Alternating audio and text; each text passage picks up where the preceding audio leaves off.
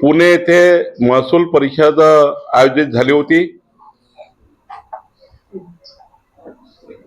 आणि पुणेच्या महसूल परिषदेमध्ये माननीय मुख्यमंत्री देवेंद्र फडणवीसजींनी महसूल खात्यामधील ज्या अत्यंत महत्त्वाच्या सुधारणा करण्याबाबत विभागीय आयुक्त आणि जिल्हाधिकाऱ्यांना एक टास्क दिला होता। त्या टास्कवर 2-3 ऑगस्टला नागपूरमध्ये पुन्हा एकदा महसूल परिषद झाली आणि एकंदरीत 230-35 विषयावर वेगवेगळ्या पद्धतीने महसूल खात्याने काम करावं याकरता चर्चासत्र आयोजित झालं आणि महाराष्ट्रातल्या शेतकरी शेतमजुरांना गुंठेवारीमध्ये अडकलेल्या घरमालकांना तुकडेबंदी कायद्यामध्ये ज्या नोंदणी होत नाही, मुद्रांक नोंदणी होत नाही अशा घरमालकांना अवैध पद्धतीने झालेले मोठ्या प्रमाणावर अभिन्यास महाराष्ट्र सरकारच्या महसूल खात्याच्या अनेक अतिक्रमणित जागा अशा अनेक विषयावर जवळपास 35 विषयावर मी जिल्हाधिकारी आणि तहसीलदार पर्यंत प्रवास करतो आहे। वर्ग 2 तर वर्ग 1 पासून तर जिवंत सातबारापर्यंत आणि रस्त्यावरचे पांधन रस्त्याचे अतिक्रमण आणि पांधन रस्ते बांधकामापासून तर 2011 पूर्वीचे घरं कायदेशीर करेपर्यंत या सर्व 35 विषयाला धरून मी मराठवाड्यामध्ये दौरा करतो आहे। संभाजीनगरला पुढच्या सप्टेंबरमध्ये पहिल्या आठवड्यात येईल, संभाजीनगर जिल्हा म्हणून। आज मी धाराशिव जिल्हा, उद्या जालना जिल्हा, परवा बुलढाणा जिल्हा, 3 जिल्हा प्रवास करतो आहे आणि मला विश्वास आहे की महसूल या विषयाचे अत्यंत महत्त्वाचे 35 विषय गौण खनिज ते मुद्रांकापर्यंत, मोजणीपासून तर आपल्या शैक्षणिक सवलतीपर्यंत। कारण एक महत्त्वाचा निर्णय आपल्याला माहिती असेल का आपण घेतला की आता कुठल्याही शैक्षणिक शालेय दाखल्याकरता जे विद्यार्थ्याकरता जे डॉक्युमेंट असतं, डोमेसाईल सर्टिफिकेट असो की कास्ट सर्टिफिकेट असो की इन्कम सर्टिफिकेट असो, आमचं सरकार आल्यानंतर 500 रुपयाचा स्टॅम्प पेपर आपण माफ केला। 1ही रुपयाचा स्टॅम्प न लागता, स्टॅम्प ड्युटी न लागता आपण विद्यार्थ्यांना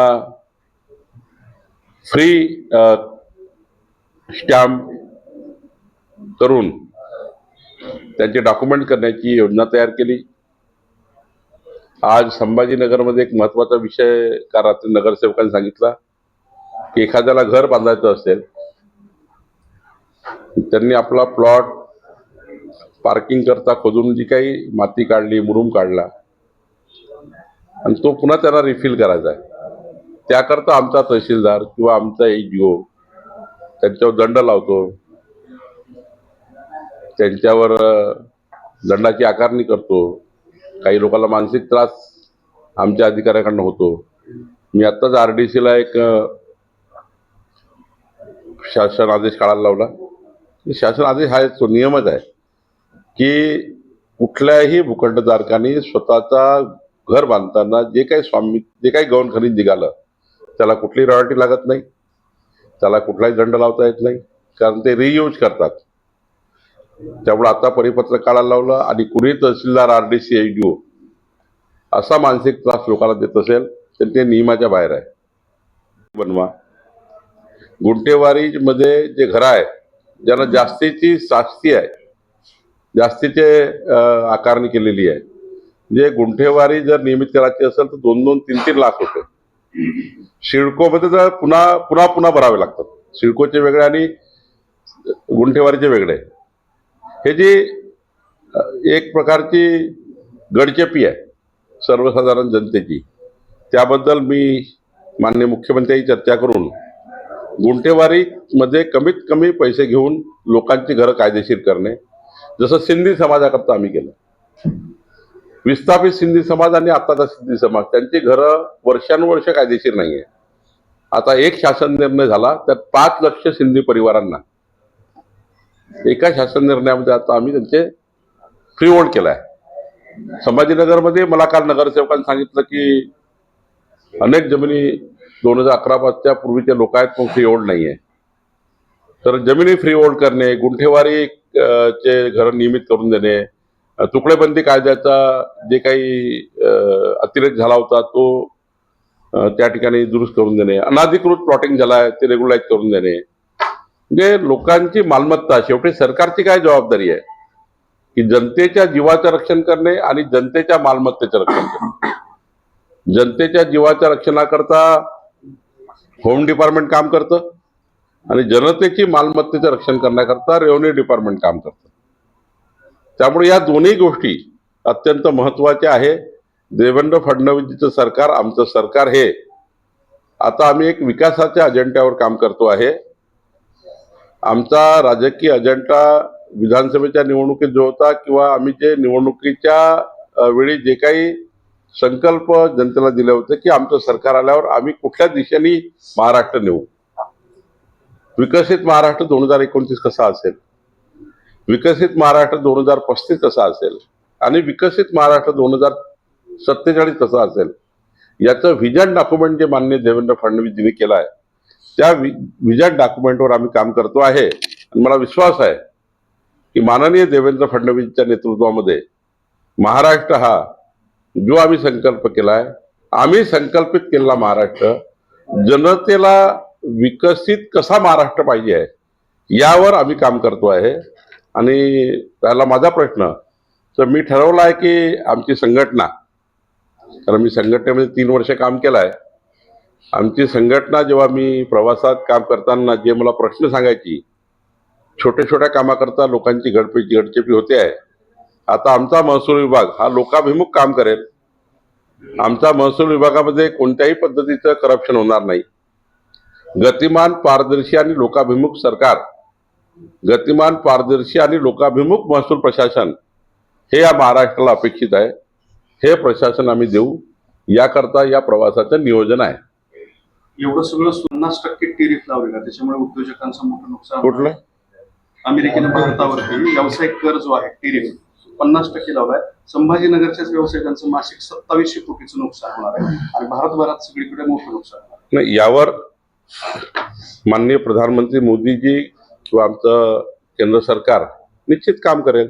जर एखाद्या देशाने या पद्धतीनं टेरिफ लावलं असेल किंवा काही बंधनं आणले असतील, त्या बंधनावर चर्चा करून त्यावर मार्ग काढता येतील. शेवटी एखाद्या राष्ट्रानं बंधन आणलं म्हणून सारंच बिघडलं. या जगामध्ये काही एकच देश आहे, 192 देश आहेत नाही असं थोडी आहे. जगामध्ये 192 देश आहे.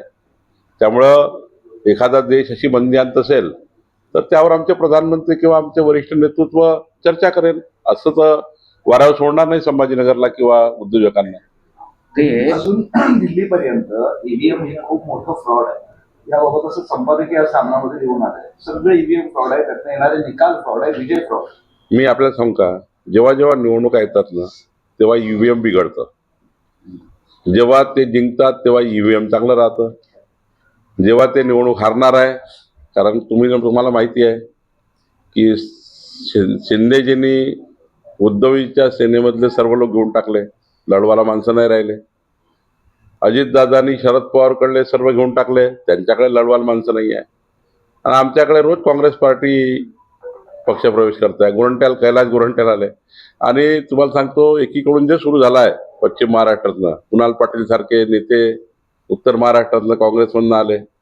संग्राम जगतापनी काँग्रेस सोडली, अनंतराव थोपटे साहेबांनी काँग्रेस सोडली, इकडे परवा कैलास गोरंट्यांनी काँग्रेस सोडली. अजून कितीतरी नंबर तुम्हाला सांगतो पुढच्या काळात सुरेश वरपुडकरांनी सोडून दिलं. जेव्हा त्यांना हे माहिती आहे की आता पराभव निश्चित आहे, निवडणुकीत लढवायला माणसं लागतात. तुम्हाला बिना नेत्यांनी निवडणूक लढता येत नाही. तुमचे इंजिनच शिल्लक राहिले नाही, साऱ्या ट्रेनचे इंजिन निघून गेले. त्यामुळं जेव्हा पराभव दिसतो आहे क्लिअर, मुंबई महानगरपालिका हातातून जाताना दिसते आहे, तेव्हा आतापासून हे रडणं सुरू आहे की उद्या पराभव झाला हेच सांगतील. ते तुम्हाला आधी सांगितलं होतं मी, ईव्हीएम खराब झाली होती. त्यामुळे एक नरेटिव्ह आणि दुसरा एक भाग आहे आपल्या कार्यकर्त्यांना थांबवण्याकरता, आपला पक्ष थांबवण्याकरता. जेव्हा तुम्ही एखादी पक्षाला वैचारिक पद्धतीने पक्ष पुढे नेऊ शकत नाही, तुमची कार्यकर्त्यासोबतची बांधिलकी संपली असते, तेव्हा तुम्ही असे विषय काढून निगेटिव्ह नरेटिव्ह तयार करून पक्षाच्या कार्यकर्त्याला थांबवण्याचा प्रयत्न करता. त्यातला हा भाग आहे. राहुल गांधींनी हे सुरू केलं आहे आणि त्यांच्या जी आहे महाविकास आघाडी त्यांनी हे सुरू केलं आहे. त्यांच्यासोबत कोणी राहायला तयार नाही. इतकी वाईट परिस्थिती आहे अधिवेशनात बघितली. म्हणजे अधिवेशनाची शेवटची जी प्रेस असतं ते महायुती म्हणून आम्ही ज्या पद्धतीने घेतली, महाविकास आघाड्यांना तरी 3 प्रेस घ्यावी लागल्या. त्यांच्या अलग अलग प्रेस झाल्या. काही अजेंडा नव्हता अधिवेशन काळामध्ये. त्यामुळं इथे महाराष्ट्रामध्ये तरी सामना हा रोज वाईटच लिहेल. ते सामना आमच्या बाजूने कधीच लिहिणार नाही. आणि तुम्ही सामनावर बोलणं, त्याच्यावर माझे प्रश्न उत्तर करणं, याच्यापेक्षा महाराष्ट्रात अनेक प्रश्न आहे. छत्रपती संभाजीनगरच्या विकासाचे प्रश्न आहे, संभाजीनगरच्या पिण्याच्या पाण्याचा प्रश्न महत्वाचा आहे. संभाजीनगरमध्ये आज जे अतिक्रमण काढले त्या ठिकाणी ते रस्ते मोठे करणे आवश्यक आहे. मी काल जे अत्यंत महत्वाचे 8 प्रश्न संभाजीनगर समजून घेतले. आम्हाला जनतेला अपेक्षित डेव्हलपमेंट द्यायचं याकरता काम करायचं. नाही, मला याबद्दलची माहिती नाही. एकनाथ खाली शिंदे काल शिवाजी दिल्लीला हा होते. चित्रपट जो आहे त्याच्यामध्ये सरकारची भूमिका आहे की 8 तारखेपर्यंत तो 8 ऑगस्ट पर्यंत प्रसारित करू नये.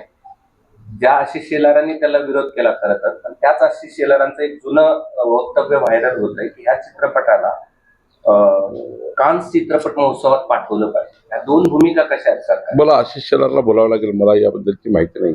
बरं सर, एकनाथ शिंदे काल दिल्लीमध्ये होते, त्यांची अमित शहा सोबत पंतप्रधानांसोबत भेट झाली. त्याच्यावरती आता प्रतिक्रिया अशी आहे की देवेंद्र फडणवीस आणि एकनाथ शिंदे यांच्यामध्ये युगवाद आणि तो मिटवण्यासाठी ह्या सगळ्या बैठका झाल्या. हा फक्त मीडियामध्ये छापण्याकरता तुमच्याकरता एक बातमी आहे.